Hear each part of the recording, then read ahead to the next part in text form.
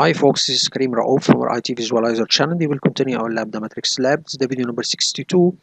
We have been discussing in the previous video the following while still working with the Purple Knight Active Directory Security Assessment tool, and we have stopped at the section of the report generated by this tool at the section or the test which is called LDAP signing is not required on domain controller. And this is one of the tests or security indicators that is related to the Active Directory infrastructure security. So here is checking, just a moment guys. So let's continue guys. Here this is the first, or this is not the first, this is one of the tests concerning the Active Directory infrastructure security. It is seeking, or it is searching for LDAP signing on the domain controller. If this option is not activated on the domain controller, then we have an issue here. We know the LDAP, this is the protocol for communicating with the Active Directory and sometimes used for replication as far as I know. So this protocol should be secure.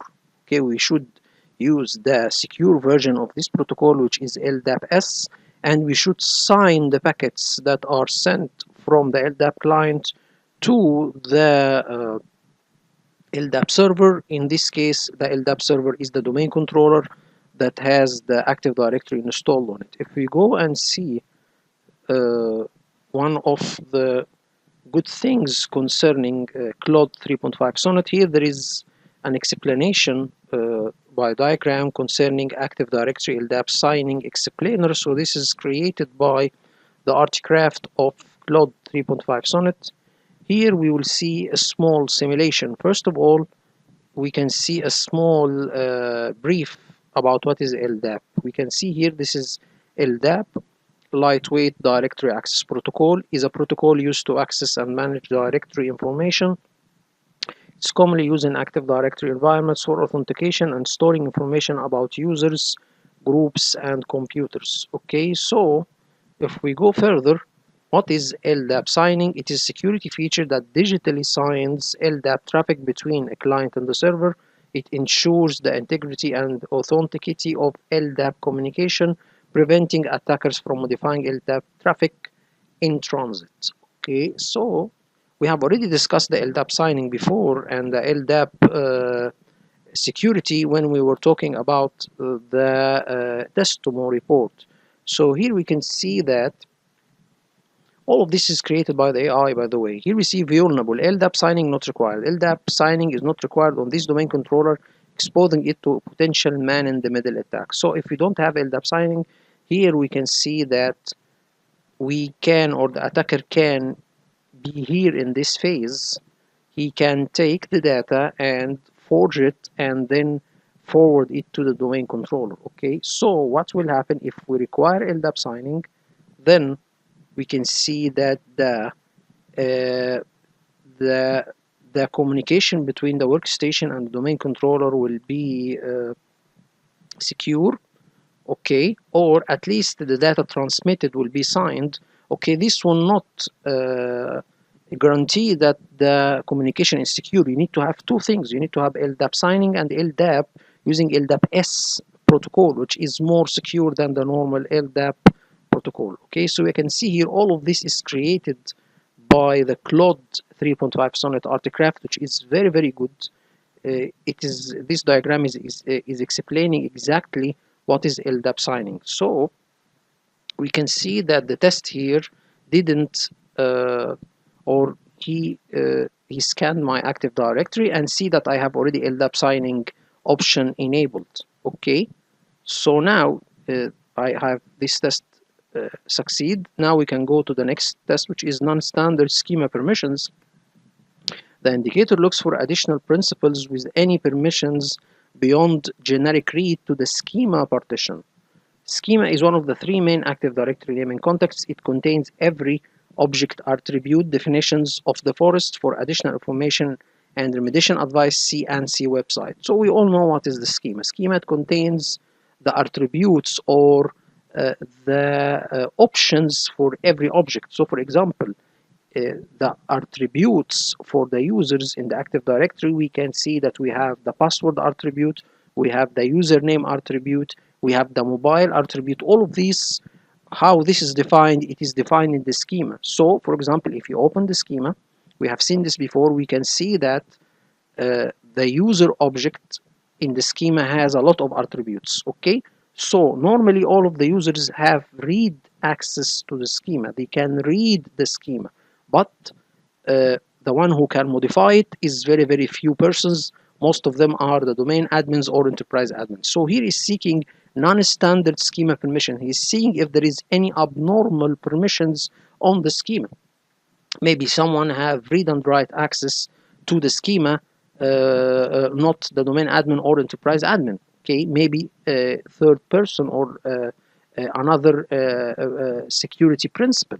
Okay, so he's seeking, or he is scanning the schema for any abnormal permissions.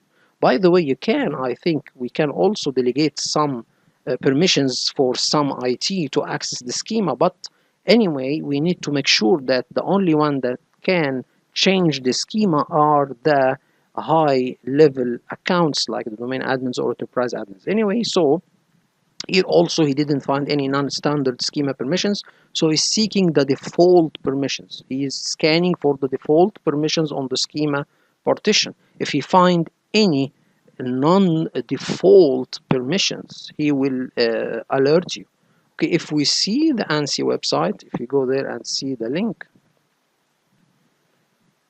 okay, here we can see, we didn't translate it to English. So here he is seeking, or what he's talking about here, he's talking about this point. He's talking about a lot of things. I think one of them is the one that we are seeking, which is unsafe permissions on the root naming contexts. Anyway, so these are all URL, or this URL is talking about, I think, most of the things that we are discussing right here. So anyway, so now we have also this past. We don't have any non-standard schema permissions. So now we go to the next test, which is NTFRS sysvol replication. So we all know what is the sysvol folder. This is the folder that contains all of the group policies that are applied in the domain, and sometimes it contains the group policy central store location, okay, or group policy templates central store location. These two are in the sysvol folder and they are replicated to all of the domain controllers. Here he is trying to see if you are using a protocol NTFRS, or especially if you are using the FRS protocol to replicate the sysvol folders. We have already discussed also this topic when we were talking about the testimony report. So here is seeking to see if you have the FRS protocol used for the sysvol replication folder or for sysvol folder replication. This is an obsolete and unnecessary add administrative interfaces to domain controllers. This is an obsolete protocol. You can use the DFRS or the DFS distributed file system. This is the more secure protocol that is used nowadays in the newer versions of Windows operating system to replicate the sysvol folder. We can see here that he's talking about this point. NFS is an older protocol that has been replaced by DFRS. Attackers can manipulate NTFRS vulnerabilities to compromise sysvol, can potentially change GPO and login scripts to propagate malware and move laterally across the environment. By the way, the sysvol folder also contains a subfolder which is called net login folder or scripts folder, which will contain the login scripts that are applied to all of the users in your domain. So if someone can take control of the sysvol folder, he can potentially change the GPOs in the sysvol folder and the scripts in the sysvol folder, or the scripts in the folders or the child folders under the sysvol folder. Okay, so anyway, also I have my operating system using the DFRS protocol for replicating the sysvol folder. Okay, Now we go to one of the things also that is very, very important, okay, when you have a trust or outbound forced trust. So it is a trust outbound in one direction, okay? So if you had an outbound forced trust, you should have it with SID history enabled. Why is this, or why he is seeking this? Because in outbound forest trust, sometimes the SID history option is not enabled. So again, you have an outbound forest trust with an external domain. You should, when you do this kind of trust, you should enable SID history option. Put it on this trust. Why? To make it more secure. Let's see what he's talking about here. Indicator looks for outbound for its trust that has trust attribute treat as external flag is set to true. Okay, so what we need to see.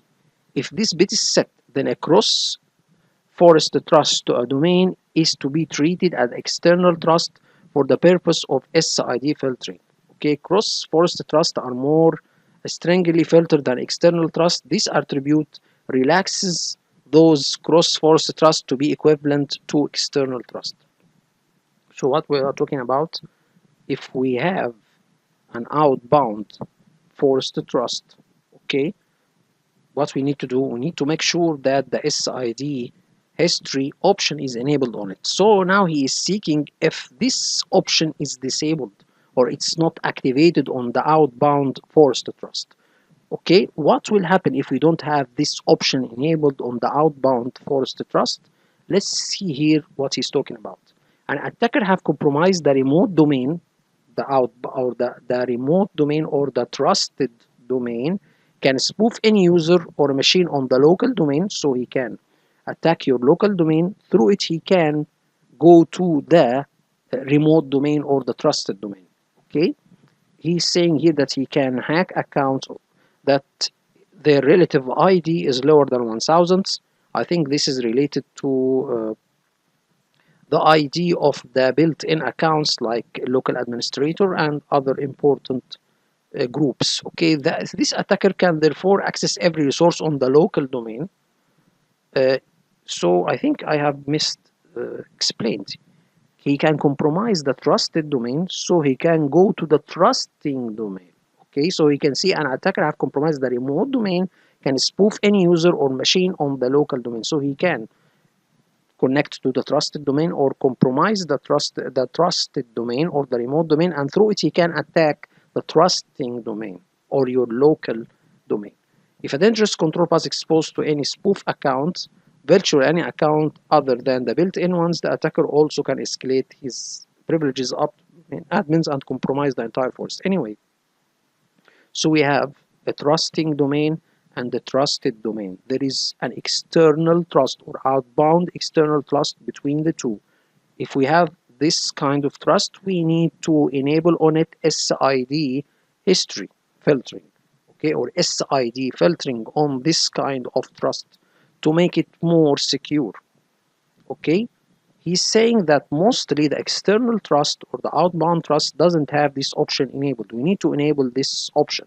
We know what is SID filtering. We have discussed this concept before, but let's see or explain it again using the Perplexity tool, AI tool, and then we can go and ask the other AI tools to explain this kind of test. So let's read it loudly.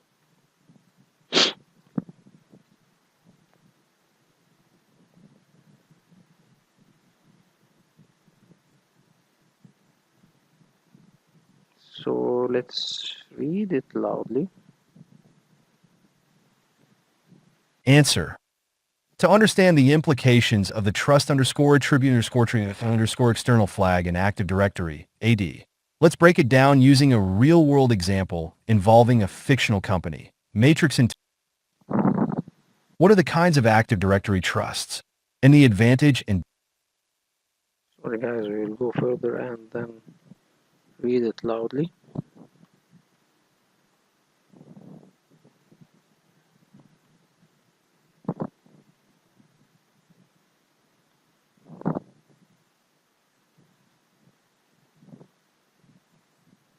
And you explain this content using real-world example in the context of Active Directory, for example, matrix, that internal.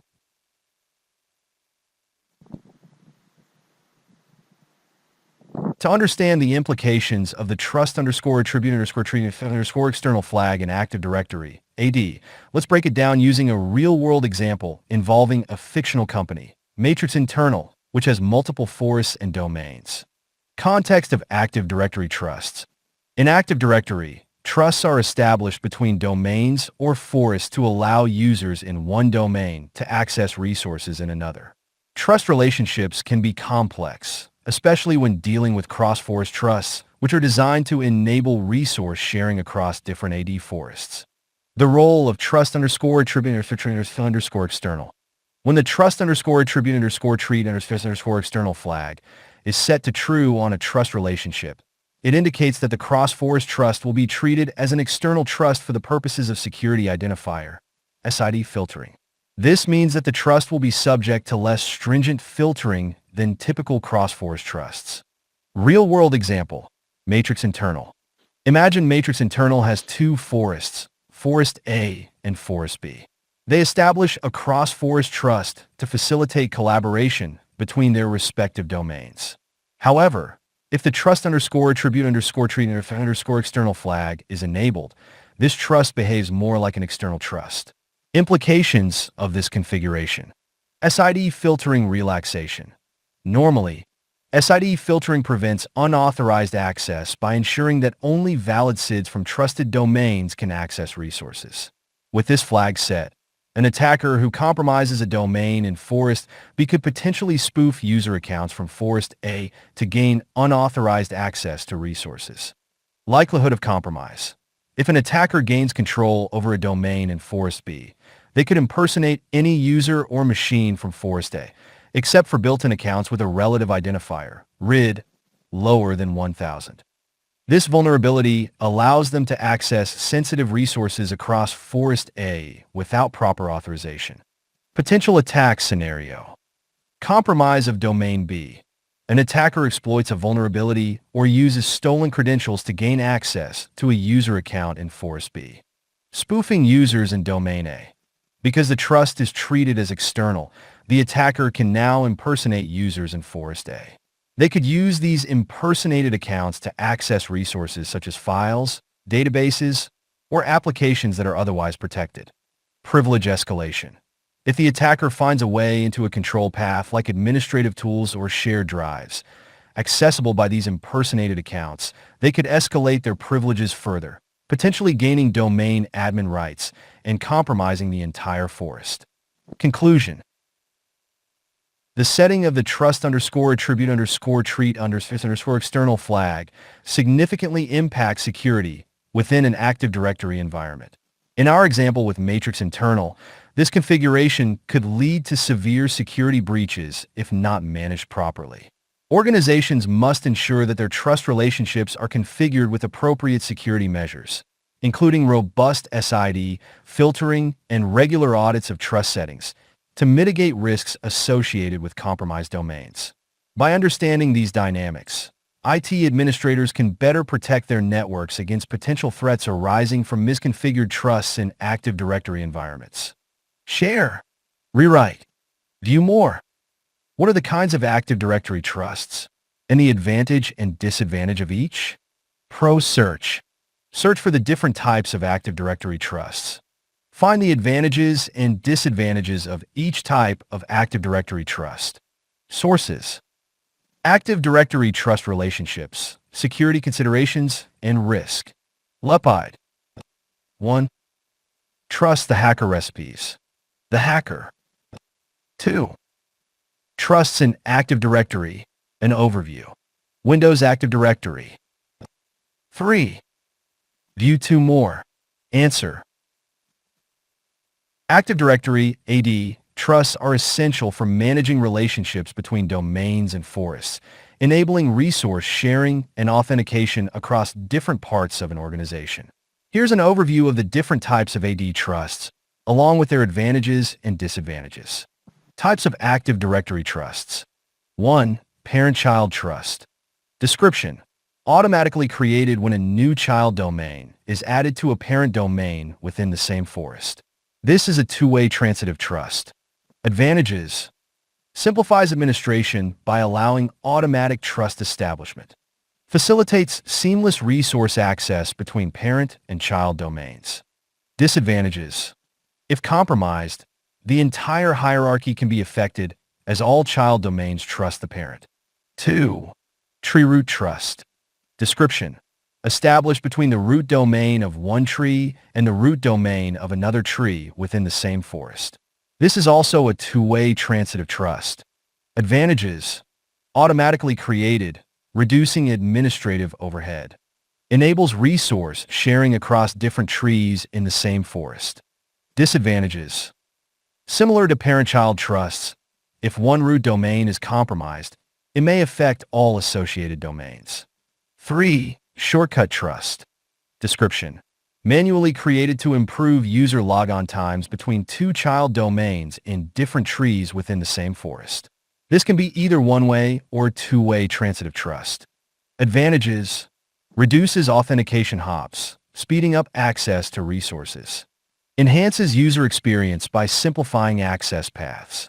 Disadvantages: requires manual configuration, which can introduce errors if not done correctly. If misconfigured, it may expose security vulnerabilities. 4. External trust. Description: a one-way non-transitive trust established with a domain outside the forest. This is manually configured. Advantages: allows for resource sharing with external domains or organizations without compromising internal security.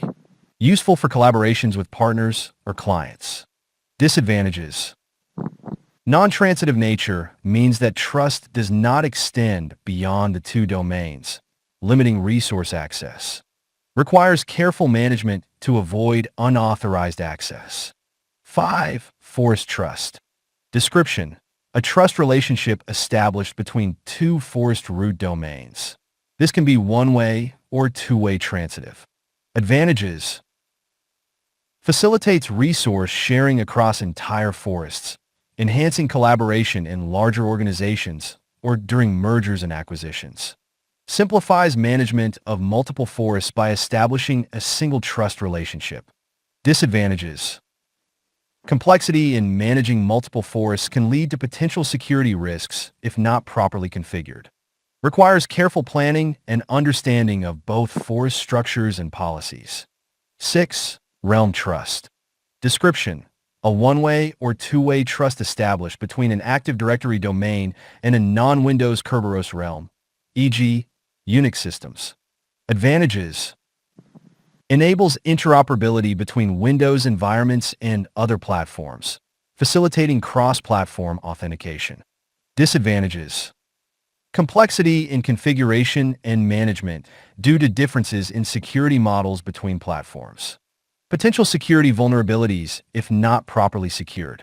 Conclusion: understanding the types of Active Directory trusts is crucial for effective network management and security.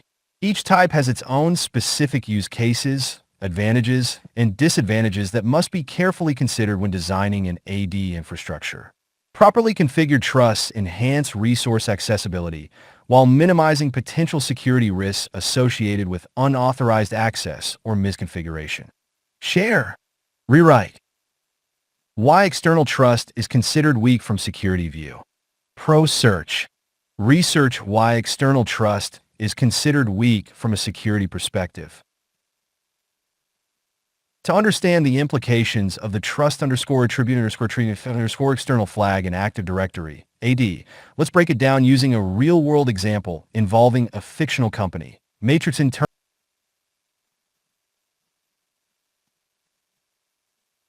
External trusts in Active Directory are considered weak from a security perspective for several reasons, primarily due to their non-transitive nature and the potential for attackers to exploit trust relationships. Here's a detailed overview. Reasons why external trusts are considered weak. 1. Non-transitive nature. Description: external trusts are explicitly non-transitive, meaning that authentication does not flow beyond the two domains involved in the trust.